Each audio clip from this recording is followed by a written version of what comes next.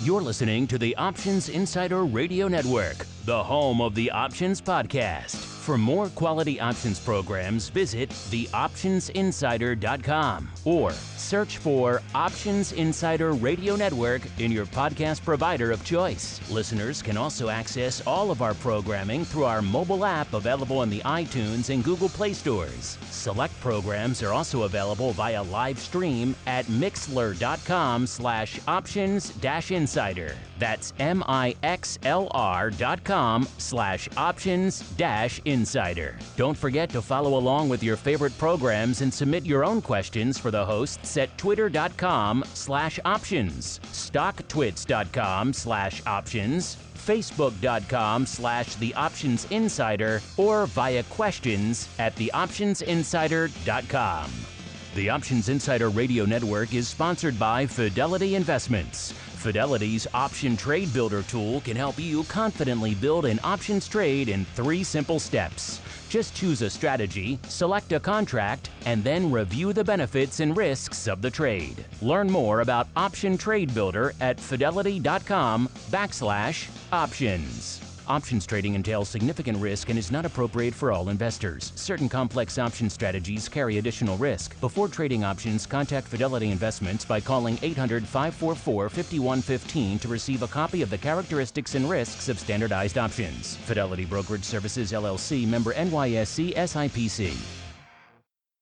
And now, it's time for the show that breaks down the options market. From unusual activity alerts to market analysis, strategy overviews, listener questions, and much more. If it involves puts and calls, then our all-star panel will break it down. It's time to hit the option block with your host, Mark Longo from the Options Insider Media Group, and co-hosts Uncle Mike Tussaw from RCM Asset Management, Andrew the Rock Lobster Giovinazzi from OptionPit.com, and Mark the Greasy Meatball Sebastian from OptionPit.com. And now, get ready to hit the option block. All right, everybody. That music, yes, that music means once again we are back. We are live with the option block, everyone's favorite bi-weekly source. I know a lot of you, why isn't it daily? Come at us daily. We'd love to do that. We got other shows hitting the network. People are busy. We'd love to have a show every day for you, but it's so much. We can match it twice a week for now. Who knows? Maybe someday we'll jazz it up. We'll go every day. I'm sure Uncle Mike and the Rock Lobster and the Meatball would love nothing better than be coming in your ear holes 24/7, 365. But for now, stay tuned to the network for other content. We don't certainly keep you wanting for options content. You got Advisor's Option hitting the network this week. You got a bunch of great interviews from across the spectrum of options and derivatives and all sorts of other fun stuff. You got the Daily News Show, all kinds of good stuff. Vol Views, TWIFO later today. No shortage of stuff. Keeping you active, keeping you interested in the world of options. Best place to get that, of course, our website, or indeed just search for the network on any major podcast platform out there. If you want to get everything, you just want Option Block, search for Option Block. But if you want everything, the network's the way to go. Or a mobile app, also pretty easy. Set it and forget it, and then you have everything, and you go all the way back to the primordial ooze days, to January 2007. Yes, crazy, hard to believe we've been doing it that long, but we have. Fun stuff. And of course, however you listen, including live, you can always get us live noon Central here on Thursday and Monday via Mixlr. However you listen, hit us up. Cues. We like cues because they bring us in interesting and weird directions, which we always appreciate. Speaking of weird directions, let's take one as we welcome on my cohorts here, my partners in crime. Never know where they're going to take me either. So let's start. Let's go around the horn. Let's go out first. Let's go in order of radius from Chicago. Let's go out to the hinterlands of Chicago, where we are joined by Uncle Mike Tussaw from St. Charles Wealth Management, a.k.a. the one with the fox. Uncle Mike, welcome back to the show, sir. Always a pleasure to be here on a beautiful fall afternoon. Gotta love it. Fall in the Midwest is tough to beat. And then we've got, going even farther out, he's in the hinterlands, but indeed the hinterlands of Maine. That's saying something, listeners, because there's not a lot of downtown Maine. So you get out to the hinterlands of Maine, it's saying something. His town has one traffic light, and it blinks. That'll tell you something. We are joined by the Rock Lobster himself, Mr. Andrew Giovinazzi from OptionPit.com. Mr. G, welcome back to the show, sir. How's that traffic light? Still working? It's still blinky. All it does is blink. Blink, blink, blink. kind of, it's a little, if you just watch it, if you're a traffic light aficionado, it gets very dull. It's a very dull intersection. Are there such things as traffic light aficionados? Maine blows the Midwest away as far as fall goes. The Midwest is definitely nice in the fall. It's better because I've spent a lot of time there. Well, according to Google, you also crush us in options-related search activity. So, Maine has a lot going for it. Maybe not stoplights. I think it's just me. Is it just me? I'm sure 78% of that is coming from this one-horse town on the coast of Maine with one stoplight, and then there's one other guy in in downtown Kennebunkport or something, and that's about it. All right, let's get the ball rolling. It is time to head on into the trading block. It's time to break down the latest topics, trades, and trends in the world of options. It's time for the trading block. All right, let's get to it. Let's talk some trading of the old blocks here. And another one we had, of course, the Fed earlier this week, coming out pretty much as a surprise to no one. I think the CME FedWatch tool had it priced in pretty high certainty, pretty high probability that the Fed was going to do exactly what they did, give us their quarter point raise there. Also maybe adding a little fuel to the markets there by maybe saying their future rate hike increase schedule won't be super aggressive. Certainly not adding any more than what people already expected to the mix. Maybe even dial it back a little bit. We'll see. But still, all of that may be leading to what we're seeing today on the old street. Most of the major indices firmly in the green. S&P up not quite 0.75%, pretty close. The Dow up about 0.6%, and the tech-heavy Nasdaq up well over 1%, 1.2%. To be precise right now, out there maybe leading that charge in Techland. Apple up nearly 2.5% out there.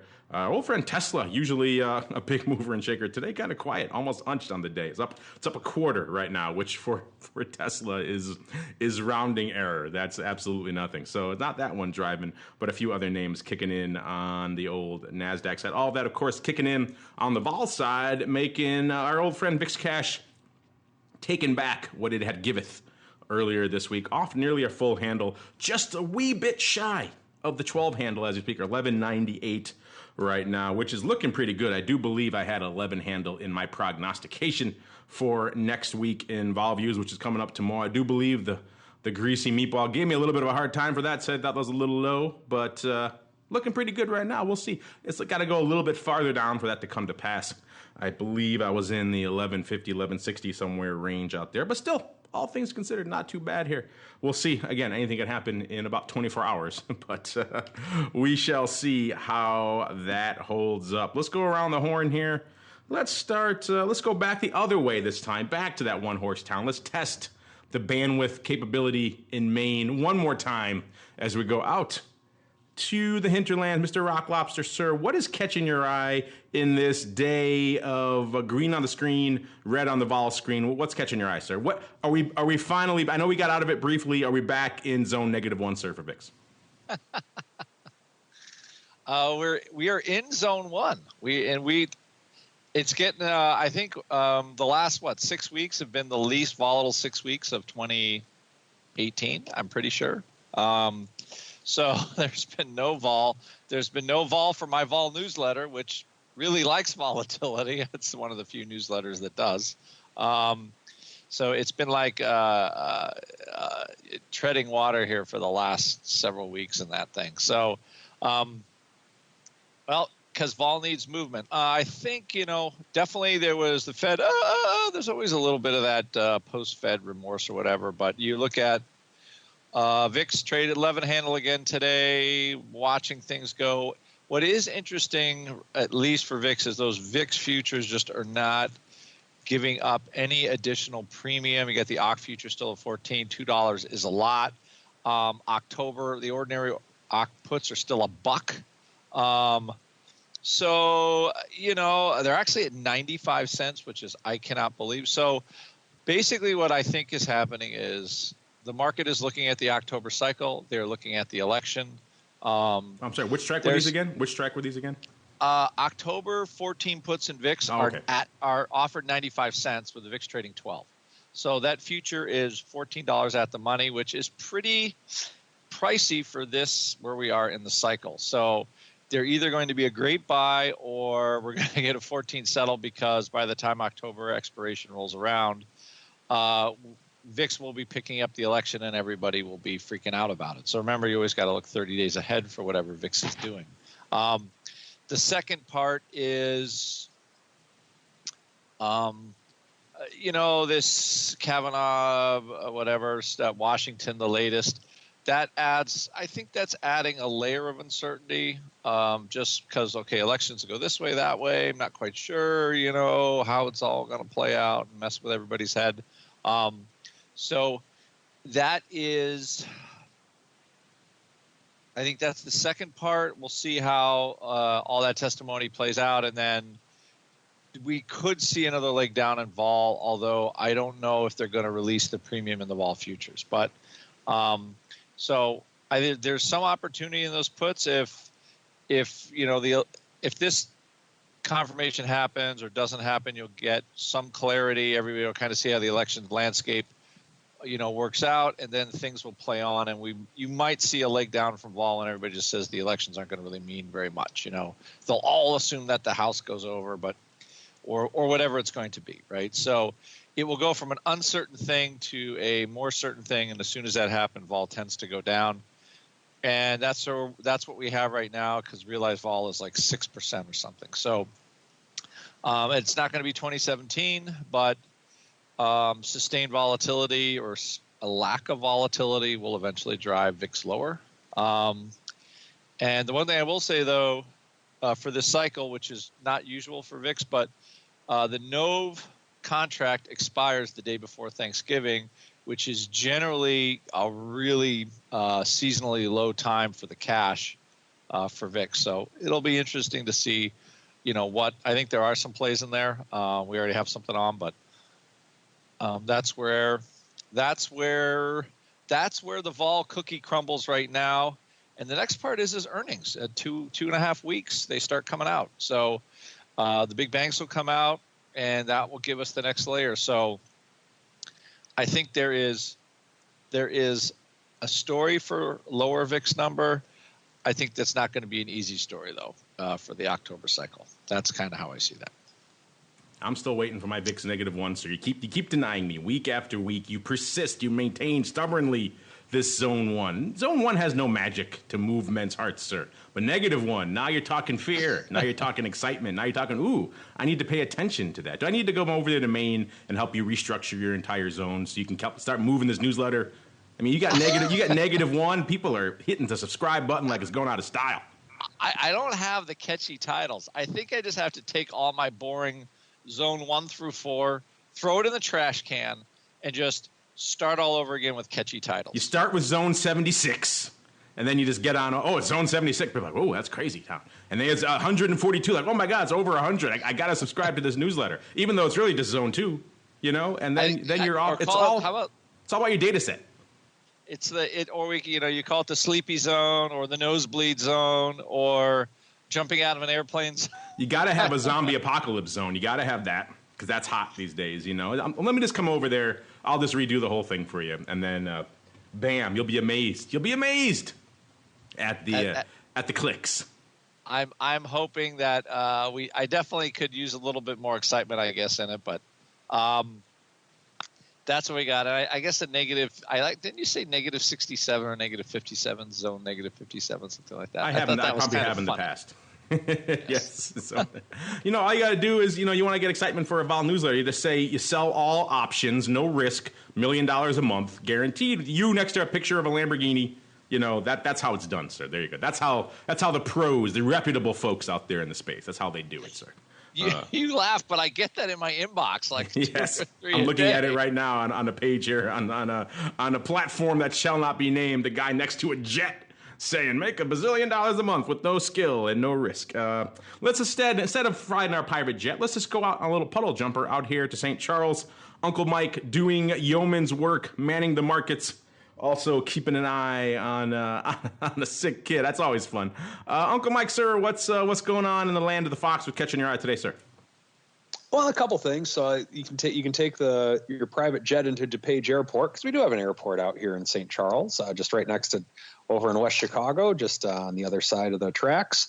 But with that being said, a couple things that are catching my eye. I think the main thing, of course, is the Fed, which I'll talk about in a second. But I think the main thing driving the markets up today, we have a couple of things. It's not financials, which is very interesting in that with rising interest rates, we're not getting much pop in the financials, but we are getting pop in technology. Apple, of course, is up, over $5 on the day, which is it's pretty significant for a one-day move with Apple, so that's something to take a look at. Of course, we have consumer discretionaries, and of course, utilities. That's a huge mover in this market today. I say that sarcastically, of course, because it's not the biggest sector in existence, but it is having some nice movement nonetheless. With interest rates, I think it's going to be interesting to see what do they actually mean by some of these words if we want to hang on them. Now, we have a pretty good economy right now, and we're not necessarily Fed dependent like we were several years ago, and that we're not making debates on how big Alan Greenspan's briefcase was. We're not trying to determine what certain meanings of certain words are. But if we are to go down that road, which in reality, I think it's going to be old news within a couple days, it probably is already. A lot of people were saying yesterday that the Fed took the word accommodate out of the language of what they were trying to say, of their explanation for the rate increase. So that's one thing to take a look at. And also, what is neutral? What does it mean when we're actually at a Fed neutral stance, to where we're not trying to raise rates to cool off the raging hot economy, or we're not trying to lower rates to spark some fire in the stagnant economy? What level are we going to be neutral? Now, that's something that on the financial news media is going to be debated quite fiercely, I predict, over the next few weeks. But the reality is, for the market, I think it's going to be old news very quickly. The other thing to talk about right now is the trade tariffs. What's going on with Mexico? Are we going to get an agreement with Mexico and Canada together? Or will Canada jump on board? I think that's going to be something that could be very positive for the market, in that it appears like the president is trying to rally support from other countries before negotiating with China. There's no talks with China right now, but I do think that we will get some talks in some way before the midterm elections, and the politicians will try and make themselves out to be the heroes because we struck a deal with China. So that's another thing with which to watch for over the course of the next month or so. Finally, I'd like to just kind of touch on a little bit, and Andrew talked about a little bit with the VIX and the zones and that type of thing. I'm viewing this right now as a lower volatility environment. I think that premium buying is not necessarily a bad idea at this point. The VIX might go lower, it might go higher, but I think it has a lot more room to go to the upside as opposed to the downside. Should the VIX stay at these low levels that it's at right now, and just to add to what I was talking about last strategy block, I believe the VIX is at lower levels right now in the grand scheme of things.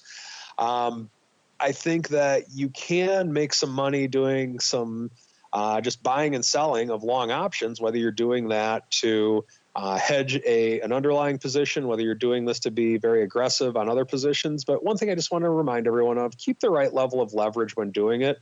If you're normally planning on buying a stock for $5,000, don't buy 35 out of the money call options. Vol ain't that low by any means, and it never will be. So keep that in mind as you're doing it. But overall, right now, the shameless bull that I am, I think now is the time to buy calls longer term, and maybe try and finance them in some way, shape, or form with shorter term premium. That way you're locking in the lower premium for the longer term. Now, whether the market's going to go up or down, that's your decision to make as a trader. But overall, I really do like long premium strategies right now for a longer time frame. And that is my take on what's happening today. Just be thankful this doesn't involve you, sir, because then I would guarantee you that our boy Don Schlesinger would be listening, and he'd be sending you an email after the show about talking about buying premium. That's that's not his ball game at all. So it is not. Be thankful you're on a different show, sir. There's a chance he may not hear you then, and you could escape his wrath. Really quickly, I know Meatball was talking, before we get to the odd block, Mr. Meatball was talking last show about the Amazon Go store here in Chicago. A lot of news swirling around it. Amazon talking about having a lot of presences in different cities, breaking this Go concept to other places. Amazon looking pretty strong right now, up nearly 2%, or about 36, 37 handles. Another reason why the tech-heavy Nasdaq is on the rampage to the upside today, well over the 2,000 level, 2,012.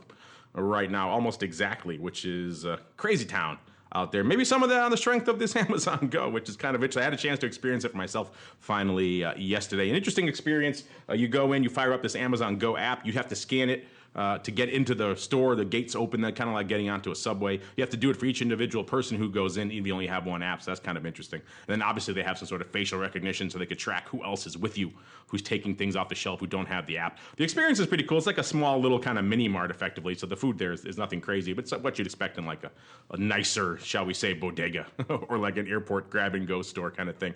And it's cool. You get to just walk right out with the stuff, which is cool. The only downside I saw to it, really, and maybe I think something Amazon's going to have to work on if they're going to really expand and scale this model, is you leave, and then about quite a long time later, you get your actual receipt for what you actually paid. We were about almost a mile away, about 10 blocks away, a little more than that, actually, a little more than a mile, when our receipt finally came. So you usually when you leave the store, you know exactly what you paid, so you can say, oh, you overcharged me for this, or I didn't buy a filet mignon, or whatever the heck it is when you leave the grocery store. And instead, you have to leave and go about your business for 10 plus minutes or so, and then finally you get a receipt, so then you can go all the way back to the store and say you overcharged me on this. So that's one thing I don't think they're going to be able. They have to scale this concept. They got to get that down to, bam, you walk out the door and you get your receipt right there. But other than that, the idea is kind of cool. So I'm assuming, Mr. Rock Lobster, they don't have this in your one stoplight town, sir. That's the funniest thing I've ever heard. You know what? People in Maine, they wouldn't even know what to do.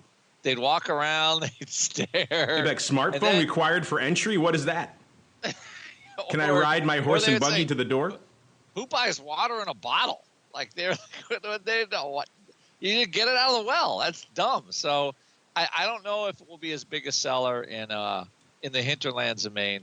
You know what though? Portland is a pretty cool town, surprisingly hip, really hip for Maine. So it might do well. It might do well in Portland. They stick it right by the Rennies, and then that will mess with everybody's head a little bit. Amazon Go and then Rennies, which is kind of a classic Maine department store. I'm sure the grand plan for this is to scale this tech into things like Whole Foods, so you don't have to checkout lines and stuff. So that's why they're testing out these little things, and they, of course, scale it up. Because, the checkout line, whenever you go to the supermarket, not a fun thing to deal with. I can see why they want to get rid of that. They need to just get that processing done faster on the other side. And that's a cool idea, and clearly the market liking the stock today. Let's see really quickly what's lighting it up on the options front out here in Amazon. They're actually pushing almost their ADV today. Their ADV is about 209,000 contracts. They're at about 164,000 already.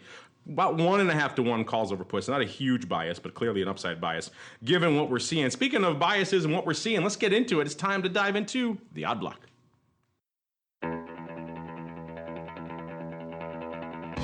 It's time to break down the most interesting, unusual, and downright questionable options activity that's been identified by theoptionsinsider.com.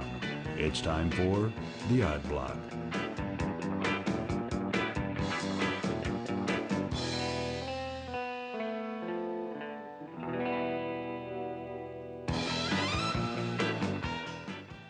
All right, let's do it. Let the Odd Block dance begin. Let's kick things off, as we like to do most of the time out here in the Odd Block land, which is one of the odder names out there, back over the 300 handle again. Yes, it's Tesla. Kind of almost unched up a nickel today. You can count on one hand in the last couple of months the number of times I've been able to say that here on the show, which is pretty much today. That's about it. So not a lot going on underlying-wise in Tesla. Not a lot lighting up the options tape either. 74,000 on the tape. They average close to 240,000 a day. Pretty much one-to-one, almost exactly. 37,000 each calls and puts out there. So a very rare equilateral day, shall we say. A lot of symmetry going on in the option space, but that's not to say our old friends, the mystery puts, aren't lighting it up. It's kind of almost underlying, regardless of what's going on in the underlying out here, because these are obviously so far out. They play by their own ball game, and we're seeing these mystery puts, our old friends, the Jan 2019 50 puts, lighting it up again today. They're trading 65 cents at 69 right now, so if you've been following the show for a while, you know they've kind of been all over the place from like 20-odd, 30-odd cents a while ago, all the way up to nearly $3, back down now to about 70 cents or close to it. Nearly 500 on the tape today, 470 or so. That's on open interest of nearly 73,000, 72,500 or so out there. So this continues to be the dominant strike out there with the puts. Also not that far away from it, well, a decent, a little bit more than half, but still a very active strike out there, are the par puts also in Jan, about 140 on the tape today, 41,000 open on that strike. If you get longer and farther out, you get crazy stuff too. Also, if you go farther down the strike list here, the strike chain on the puts, you get a lot of OI too. Almost 170 hitting the tape of the 20 puts today, 19,000 open there, and about 70 of the 10 puts going up today. Those are 6 cents at 8 if you're so inclined to trade those. Nearly 30,000 open there, 29,000 and change. And let's go on out again a little bit more. They don't really care in the Marches and the Junes and Augs. They got to go all the way out to Jan again, to 2020, where you get a little bit more action. The 50 puts in 2020, not too active today, about only 15 on the tape, but still just a tick under 26,000 open on that strike. The quarter puts have about almost 70 hitting the tape today. Those are $1.60 at $1.70 if you're so inclined. 1,500 open there, so those ones not as active. The 20 puts, though, as you said before, the Jan 2020 20 puts are where the action is. Only 20 hitting it today, but nearly 20,000 open on that strike as well. Bringing up the rear, almost 60 of the 10 puts going up out here in 2020. Those are about 53 cents. Those are surprisingly tight, 52 at 53. Penny wide for downside puts in Tesla, a year and change out. That shows you how active these things are. 7,000 and change. Mr. Rock Lobster, penny wide market right now, Jan 2020, 10 puts, almost pick 'em. What do you want to do for size, sir? Jan 2020, 10 puts. Pick 'em. What do you want? Pick 'em? I'm a seller of them at penny wide. How crazy is that? Those things are so liquid that there's a penny. Obviously, there's a resting order somewhere, but still, it is kind of funny. You see those things a penny wide, a year and change out. That just goes to show how much action there is on these downside freaking put strikes. You can't get penny wide markets and some listed names at the money, and Tesla has it a year and change out. 70% out of the money, whatever that is, 90% out of the money at this point. So yeah, it goes to show how crazy these mystery puts continue to be out here. Speaking of mystery puts, let's see what the mystery is behind these puts. We're going to go next. We're going to go beyond. We're going to go Bed Bath and Beyond. Ticker symbol BBBY. BBBY. Closing, or should say trading today, about $15, $14 and change, off about $4, or nearly 21%. I haven't had a chance to do the search here, but clearly bad news here. Let's see if they had earnings recently. Oh, yes, they did. They had earnings yesterday. Clearly, the market not liking what they saw. They were trading $19 yesterday, today, shy of 15. So, yeah, Bed Bath & Beyond, we've been talking about this for a while. They've kind of been struggling to find their footing for a while. I think they made a much ballyhooed decision recently to cease and desist on just flooding your inbox with those 20% off. When it comes every week, it kind of loses some of its value. I think they kind of discovered that over there, but still a lot of action on the tape. This is the name that does 8,000 contracts a day. Today, doing 123,000. About 1.5 to 1 puts over calls, so not quite as dominant on the put side as you might expect. There's a lot of action. Pretty much pick a month and you pick a strike, you got some action on it today, but we're going to go out to where our eye of Sauron was drawn. We're going all the way out to Jan.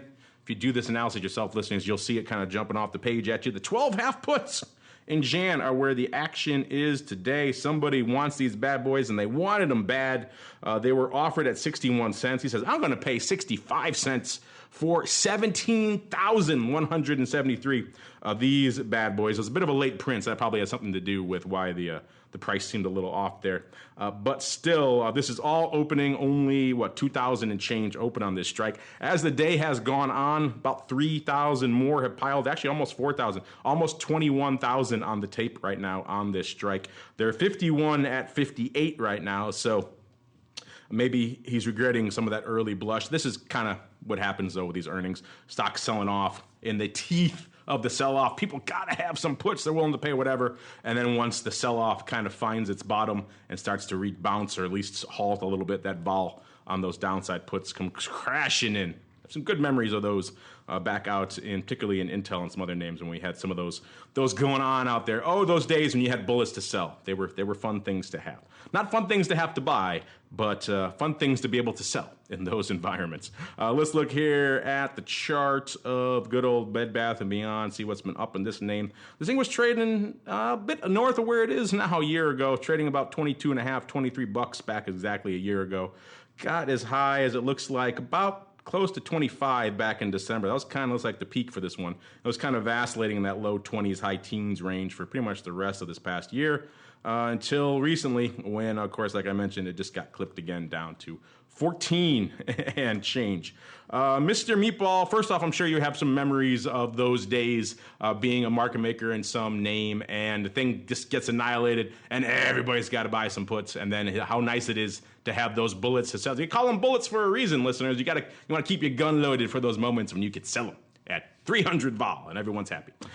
So if you have any stories about those, have at it. Then also, what are your thoughts here on 12 half puts in Bed Bath & Beyond in Jan? Not exactly a ringing endorsement for the name going forward, sir. No, it's not. That stock is toast. I mean, that thing is just I believe that is a technical term for it. Yes, toast. As dead as a doornail. I just remember that being a $75 stock not very long ago, but maybe I date myself again. So do you find that these could be some sort of line in the sand type puts? Like line in the sandy, somebody's like, okay, I want to buy them, but it's still a strange one. Like, why buy those puts? Why buy the 12.5 puts? Don't you? I don't know. I think for customer initiating, like, it still sounds like a weird one to me. That's why do it's I in the have odd a lot block, of selling sir. put bullet stories? Yes, but almost too many for this broadcast. But at least this, I think this is it's a very strange put purchase. In a store that totally annoys me, and I never go there. I like to go beyond. I just go all the way to the back, and I go beyond to that beyond section. Yes. I come in and say, I'm going beyond, and they say, okay, it's back there, sir. But, yeah, I had the same feeling. I don't know if I thought it was a sale, but it was an odd strike to buy. The execution being late, that could mean a lot of different things. It could be a sale. I wouldn't rule that out. I mean, of those two, I probably maybe would want to lean maybe that way. I don't know, but this name is taking it on the chin so much, I don't know if I want to be short a ton of those 12 half puts in Jan right now either. But still, this guy, hopefully for his sake, he did sell them because they've come off quite a bit since then. Just getting all that post earnings vol coming in a little bit. It's kind of hard to escape that. So for this guy's sake, I hope you're right that he did sell them and that he can close them out, maybe even close them out today and not do that badly on them. Make at least a dime 20,000 times. There are worse things to do with your afternoon. We're going to mark these as to be watched. We'll keep an eye on these. Let us know your thoughts, listeners. Would you rather be long or short the 12 half puts in Bed Bath & Beyond right now for 65 cents? That is the operative price there. As we keep on moving over to our friends over there. Our friends over there at Ally, you may know them. Former GE Capital. They took over Trade King now for a lot of you in the options space. So they do the Options Playbook Radio. Our friend Mr. Overby and them do out there from Ally. They do that every week. In fact, it's hitting the tape on the network as we speak. So make sure you check that out. He's got a lot of good earnings plays and other things. A lot of great strategy going on and analysis there. Pick up his book if you haven't already, The Options Playbook, or go to the website, optionsplaybook.com. It's all free. It's great stuff to go there. And then hit him up with a question on the show. He loves to hear from you guys, as we all do. And let's look what's going on in Ally this week. Ally Financial, of course, ticker symbol Ally, ALLY. Trading today, $26.83. So umped pretty much on the day. Not an underlying movement day. This name only does about a little bit shy of 2,000 contracts a day. Today doing about 4x that, a little over 8,000 on the tape. About 5-to-1 calls over puts. So that means pretty much all of it is in this one print. Let's see. Total on the day is 8,300 contracts, 6,400 of them going up on this strike today, including one block of 4,200, which caught our eye, of the D's 27s going up for a $1.15. kind of split in the uprights. They were actually no, they were a buck. I thought they were $1.10. They were a buck at $1.20. So he's probably lifting the offer close to it on these things for $1.15. Doing it 4,200 times. This is opening. There's really no OI to speak of. Another 2,000 or so have piled in after the fact. Like I said, a total of 6,400. These things are $1.20 at $1.30 right now. Another sign that he was indeed buying. That vol getting a little bit more juicy on that strike here. You can kind of see it ticking up yourselves here, listeners, if you go do the math. Let's do the math ourselves. Let's go out to the chart and see what's up here in Ally. A year ago, it was $24, so not that far from where it is now. About $2 and change shy of where it is now. Got as high as, looks like about 31 and change. That was back in late January, early February. Then what happened that time in the market? I have no idea what could have happened in late Jan, early February that could have caused a sell-off, but it did. And the stock's kind of been spent the rest of the intervening period here in the mid to high 20s range, kind of like where it is right now. And someone coming in deciding, you know what, I think maybe the 27s are the place to be. Now, it could have been an overwrite. That is possible. But at the time, the market was, $1 to $1.20, so $1.15 would have been a decent fill, and probably would have also have seen the inflation in vol that we saw. So I'm going to go with they bought these bad boys because all the tea leaves are swirling that way. Mr. Rock Lobster, this is one of our standard, little bit longer, little bit out of the money, well, actually close to at the money now, call buys here in Ally. What's your take, sir? I think somebody just heard Tusa say this is a low vol environment, and we should buy options. Somebody famous once said, "Cover your ears, Don. Don't listen." Bull markets love options. Why? Because two reasons, and I agree with, and I got a lot of guys in my program do the same thing. Vol gets very low. Very low vol has actually very high gamma. So when you buy that term option, 3 months, 6 months, everybody's like, oh, that decays like crazy. When the vol's low, it actually doesn't decay that much. It actually decays really slow relative to the performance of the option. So you can buy strangles, and the underlying doesn't have to do a whole lot, and it just keeps pace. But, when you have kind of a little giddy bull market, you get like a 3, 4, 5% move over a month, and all of a sudden you have options that are actually worth something. So it is a let's just say I agree with this as a strategy when the vol's this low. I think it's actually a pretty good way to go. So I'm just pulling this up actually from a look at this. So somebody's going out to December. They're buying plenty of time. They're spending $1.30 for when the stock's already trading 27. It's just actually $1.15. So it's just not that much. There's a lot of leverage in that option. It's going to take very little for it to double, financials into the end of the year. And they are going to catch an earnings cycle, and the vol just is not very high. So it's one of those things where if you're going to buy calls, you want to get long, you want to own the bad boy. The price, what was that? Monty Hall? I can't remember. The Price is Right, or was that Bob Barker? I can't even remember. Deal or anymore. No Deals, Monty Hall. Was that a deal or no deal? No deal, Monty. Get the donkey. I always liked it when the people in the audience used to go, "Oh yeah, you got to do that. You got to do it." Because you want to take your financial Monty advice. Hall is let's make a deal. Yeah, let's make a deal. Barker is The Price is Right. There Howie you go. Mandel is Deal or No Deal. That's coming right. soon to CNBC. I meant this let's December. make They a all deal. knew. Because you want to take your deal advice from a guy dressed like a cucumber in the audience, right? That's what you want. Don't do it. Take door number 3. So that's where I am on that one. I think it's if you're going to buy calls, that's the right way to do it because you got time and leverage on your side, which that's how you want to use options in a purchase. Tucson might disagree with me, but I probably think he's going to agree with me on this. Tucson just tweeted to me right now that you are a crazy person, which I concur with. As we move on to our final, and Don thinks you're all crazy for talking about buying options. If you don't know what I'm talking about, listeners, go listen to the archives of Volatility views back from a few years ago. You'll see what I mean very quickly. Let's wrap up our odd block here with Virtu Financial. I think a newcomer to the odd block. I think we talked about them before. Ticker symbol VIRT, VIRT, trading today $20.80, off about 20 cents or about 1%. This is the name that does a whopping 800 contracts a day. Today doing a little more than 3x that, about 27, close to it, 27,000. 31-1 calls over puts. So yeah, all near-term call love here, listeners. The OCK 22 halves going up today, 2,000, almost 2,100 in a print for 20 cents, right on the offer, lifting the offer there. As the day has gone on, a total of about 2,400 and change. Worth noting about 1,200 and change on the OI. So quite almost exactly 2-1 trading today versus the OI, which is odd, particularly in a name that doesn't trade a lot, kind of trades by appointments. So we have opening, looks like offer lifting here on near-term upside in Virtu, which is of course a name that many have known about over the years, infamous in the HFT space for a while. They're a market maker, do a lot of other things out there. Let's go look at the chart and see what's up here. Oh, this thing's been all over the place. A year ago, it was trading $16 even, $16.05 actually.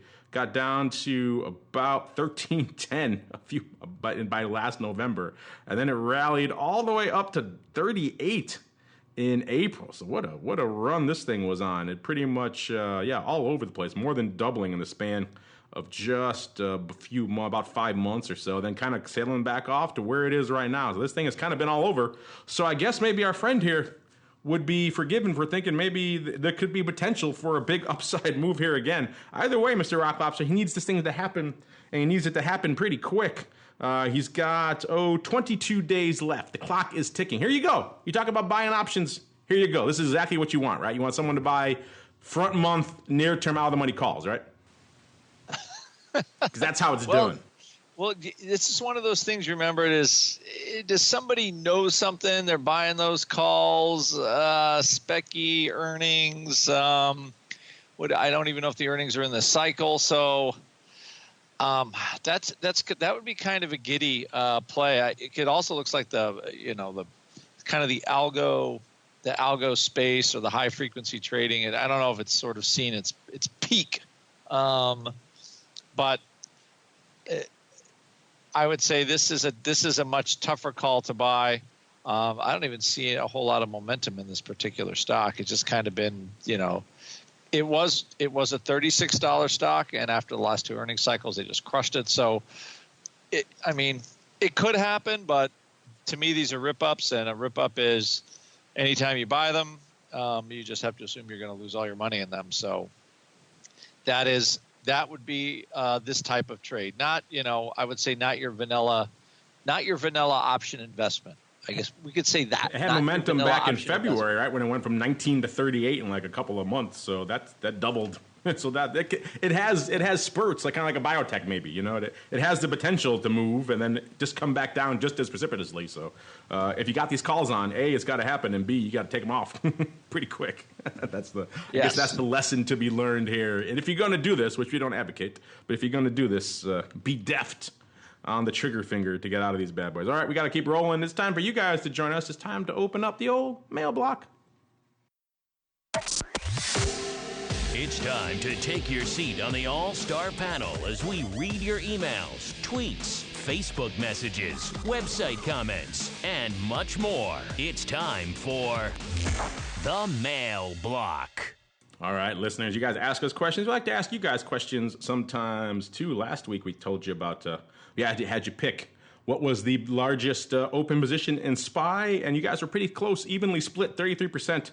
Picking the right answer, actually, which was the DEES 31st, so end of the year, 320 call. That is the number one open position in SPY, at least it was as of last week. And then number two, you guys picked the OCK 272 put. Not a bad guess with 32%, but that was not the right answer. Then 19% saying the SEP 300s, and 16% saying the March 255 put. So our audience getting it right out there. They're a little savvy bunch. This week, we have a little flash poll going on for the vol space. We asked you guys, everyone was tweeting and talking about the Skew Index a few days ago, and it was over 150 and staying over there, and everyone was getting alarmed. But of course, every index kind of has its own flavor of skew and own skew slope. So we asked you, hey, you're looking at the skew right now, obviously your own typical 25 delta put versus 25 delta call, risk reversal type of thing. Which one do you think has the richest, the steepest skew, aka the puts are the richest to the calls out there? Gave you three choices: the Russell, the S&P, or the Nasdaq. Pick your flavor of those. We don't care which one. They're all going to be very similar. Or other, if you have another choice. Let's go around the horn. Uncle Mac, we'll start with you. Which one do you think has the richest puts to the calls of these three indices, sir? I'll go with the Nasdaq. I think there's a lot of fear out there, and I think we're going to have. I'm sorry, I meant to say the Russell. I meant to say the Russell. I believe that with the skew that exists right now, that I see like in a Facebook or a Netflix, I think that there's not going to be a lot of rich put skew. So I will say the Russell of the three, because I think there's just a lot of upside call buyers in the technology world. In the Russell, okay, I can see that. Obviously Nasdaq for the upside tech space. Russell, obviously small cap. Mr. Rocklobster, what are you feeling? Large cap, small cap, or tech? Oh wow, I think tech. That's going to be the driver till the end of the year. Still, ain't going to go away. Interesting. I'm kind of curious about this one myself. I have my ideas. I don't want to color the voting by letting it out there, but I don't know the exact answer yet. We're going to find it out in about TWIFO in about an hour or so, listeners. So stay tuned for that. We have the quick strike tools at our disposal to do just that. Should be kind of interesting. But yeah, I have my suspicions, but I shan't put them out yet because we don't want to color it. All right, let's go to a lot of people hitting us up right now about this one. I'm going to see if I could pull it up so we could analyze it. Where was it? We had people chiming in with us. Oh, the first person who brought it up to us was Pat Hennessy. He said, look, the monster hedge is printing right now in the SPOOs. Must be maybe an old school CBOE or CME guy because he calls it SPOOs. And nobody outside of the pit really calls them that much anymore. He says it was the XBX October 31st. So let me pull these up right now so we can get a good look here. Where are they? 31st. Come on. Oh, so many weeklies. There we go. All right. SPX October 31st, 2475, 2400 put spread. Paper bought 75,000 for 45 cents. I'm looking at it right now. It says 70,000 on the tape. It's pretty close. Either way, interesting. And he thought this was a hedge. A lot of people have been chiming in on this. People following up Steve Peterson here saying, not sure what someone is trying to hedge, betting on a 17% plus drop in the SPX in 4 weeks. You don't see those very often. Another guy here, Asher Newcomer, saying 15% strike price makes it seem likely this was done for margin purposes.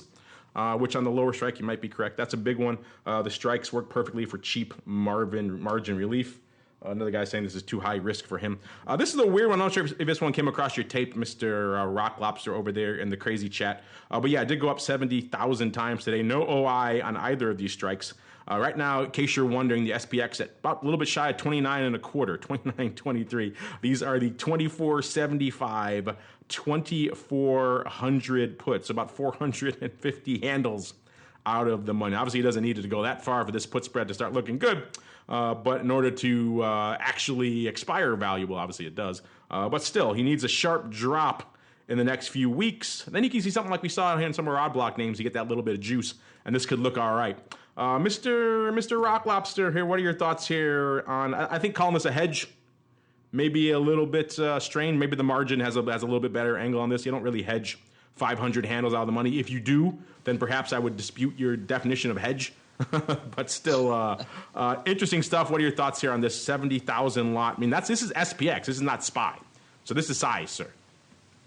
It's not a small amount of money. Actually, a little birdie we have at the SPX told us that this went up. Barclays did it, so it could have been, it could be what are they the SVXY people? I don't even know anymore, or the UVXY. It could be anything for that.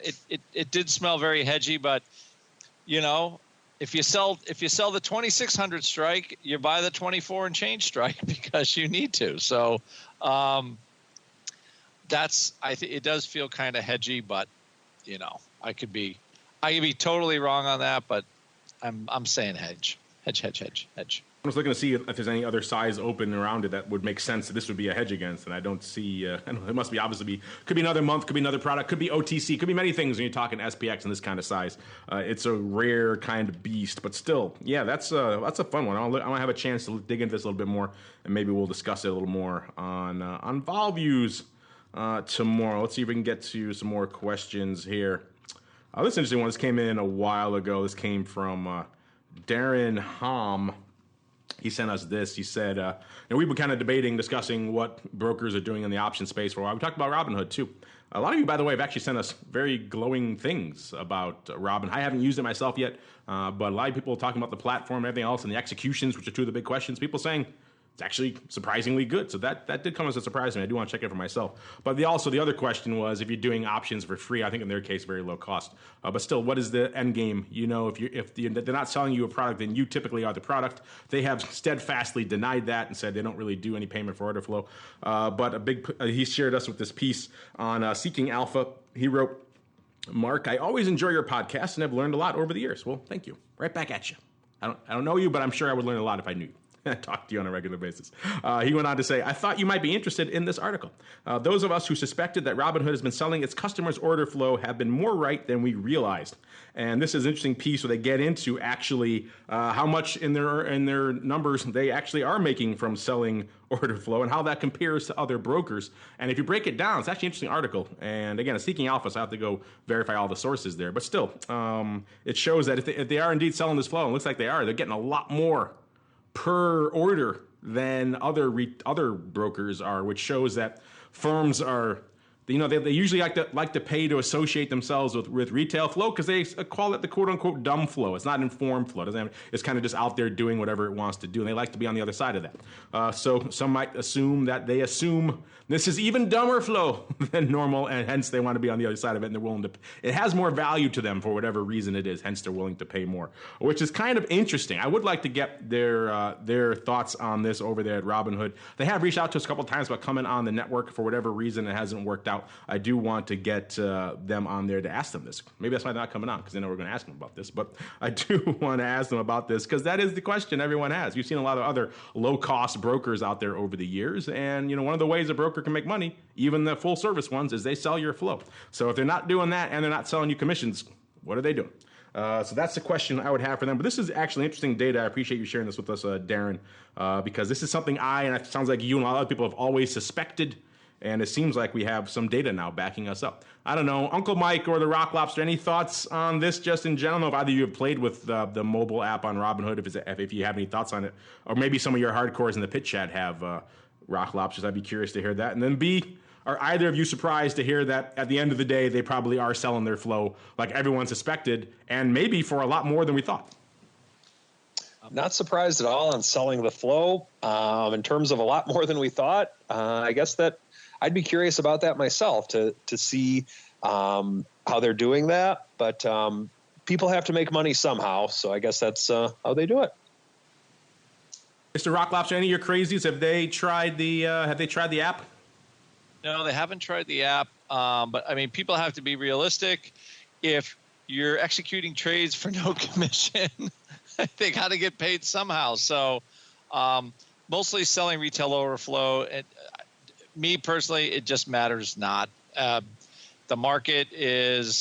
their markets are fairly competitive, and if you're missing out on a penny here or there, they still, I think, honor the MBBO. So it's are you really losing anything? Not really. Do I think it's the best way to allocate order flow? No, because just paying for order flow sounds a little unseemly to me. It always has ever since, I forget the firm that started doing it. It was was it Susquehanna, or was it that huge DPM post on the CBOE? Gosh, the name is escaping me right now. But either one, they started paying for order flow, and that just screwed everything up. Screwed everybody. Yeah, and that the business started. The floor business just disappeared within 6 years after that, or 7 years, and it all went electronic and got internalized, and that was it. Gone. So that was the end. I remember we tried very briefly to resist Schwab. We said, we're not going to pay for your flow anymore. I said, okay, we'll just go to every other exchange. And then within a week or two, we were begging them, please come back. Yes, we'll pay you. We'll pay you more than you wanted. So, yeah, that goes to show how much power. Everyone says the market makers are this all-powerful cabal. That shows how much power they are not. When you're begging hand and mouth for any flow you can get. Okay, you can cross it on our bid. Sure, why not? What am I doing standing out here for? All right, that's a conversation for another day. Instead, yeah, interesting stuff. I want to dig into that more. If you have your own, some people have shared their thoughts. I want to play with it myself. If you guys have your thoughts on Robinhood and what they're up to, and if you've used their platform, let us know. We'd like to hear from you guys because we know you guys are on the bleeding edge of this stuff, and you have some interesting thoughts about how these things work. So far, I will say, though, anecdotally, I've been surprised by the feedback I'm hearing. So they're doing something right. Maybe all this flow they're selling pays for a lot of stuff.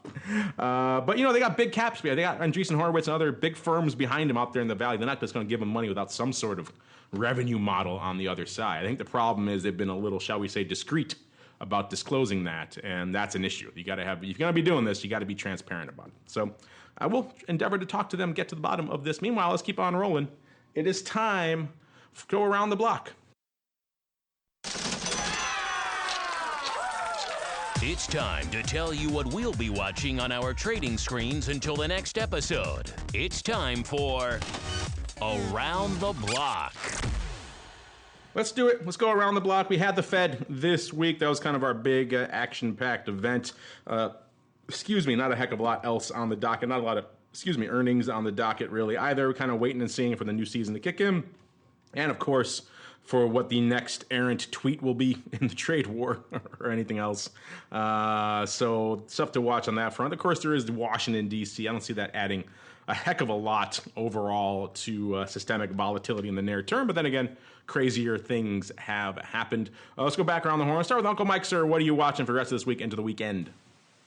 Well, a couple things. I remember a few years back just thinking how it seemed for months and months, SPY was just like at a magnet at 200 and SPX was at a magnet at 2,000. It couldn't move up or down to save its life. Over the course of the last month or so, it kind of feels that way with the 290 mark. So definitely watching that to see if we can get a breakout one way or another. The other thing that might be interesting to take a look at this weekend is they're talking about shutting the government down. So with that, curious to see if our president and Congress can get along. And sometimes government shutdowns can be a really big deal. Sometimes they turn out to be, who cares? But definitely watching that because there's really not a lot else to watch besides what you had just mentioned. That's true. There is that. Of course, Trump, I say, is going to probably sign it, so it doesn't seem like there's a lot of hand-wringing over that, but that could change at the last minute. You never know. Again, an errant tweet could change all of that, so that certainly could be on the radar. Mr. Rock Lobster, in addition to completely overhauling your VIX zones, what else you got on your radar, sir? We're just looking to see how this week plays out. I mean, there's not a whole lot on the radar. It's mostly just the elections and stuff, so... and how high tech can go. We're about ready for Tucson to say never in the history of the market have the QQQs been higher. So I think we're on our way for, tech to continue to, expand and grow. So until that stops, I mean, that's where all the dough is hanging out. All right, that's where all the dough is hanging out. Unfortunately, we are done hanging out, at least for this show, listeners. There we go. Music did not want to play ball there, listeners. There it is. That's the theme. That's our rockin' tune. But don't despair if you're saying, I need more. I want more. I want to talk more equity skew and volatility. Maybe volatility in other products as well, and skew in other products like the metals or whatever, the ags, crude. We got you covered. Maybe crypto, maybe answer a bunch of your questions. Stay tuned in exactly 30 minutes. I will be back with my compatriot from Quick Strike, Mr. Nick, to talk about all those things in the land of futures options. And spoiler alert, we're going to get into the skew of indices a lot as well, so stay tuned for that. In the interim, grab a beverage, relax. You'll actually have some stuff to enjoy if you're listening live. We're going to pump some good stuff in there. If you want to know what advisors like to do when it comes to using the wheel, maybe you want to hear a little Uncle Mike some more, we'll have that covered. We'll beam that into the chat room for you in between shows, and we'll be back here in exactly 30 minutes to talk more skew and all sorts of good stuff. But before we do that, let's go back around the horn. Let's start with the aforementioned Uncle Mike. When he's not talking about wheel trades, Uncle Mike, what are you doing? What are you talking about? I'm talking about all sorts of things, but I'm going to be talking about income and portfolio protection coming up here in Raleigh-Durham at the Duke University School of Business here on October 10th. If you're interested in coming to the public event, it's at 7 p.m. Check out the Facebook page that I have at St. Charles Wealth Management and sign up for the event. Sign up for it. Go to stcharleswealth.com. Click on the Fox for surprise special gifts. I'll leave that to Uncle Mike to determine what that could possibly be. As we go on to the Rock Lobster, sir, while you're busy this weekend creating the Zombie Apocalypse VIX zone, what else is cooking, sir? Besides the, you could, I'm doing blogs again. You could sign up for them. Go to our website and sign up for our blogs. People tend to like them. Lots of good ideas. Also, our vol newsletter and a revamped gold and platinum classes at Option Pit. So people like them. They take them over and over and over again. Once you're an Option Pit member at a certain level, you can stay that for as long as you're a member. So people like it, and surf on over and check it out. People like it, so check it out for yourself. I think it's an 8th on a 10 lot for all their various stuff. If you don't like it, at the end of the day, money back guarantee. How nice is that from the Rock Lobster? He's that certain you're going to like their courses. OptionPit.com to learn more. Maybe you have suggestions for what he should call his volatility newsletter and his volatility zones. Let him know. He's at OptionVol on Twitter. Give the man a follow. And he likes to put out some good VIX zone stuff throughout the week, too, so give him a follow there. Uncle Mike, if he was on Twitter, I'd recommend it, but he's not. So you have to go the old Dark Ages way. Email to hit him up. And on behalf of Uncle Mike and the Rock Lobster, I want to thank you guys for joining us, at least for now. If you're listening to the podcast, don't worry. Our next show is already hitting it. And if you're listening live, we'll be back in about 28 minutes to talk some more skew and some more vol, because it's going to be time for TWIFO.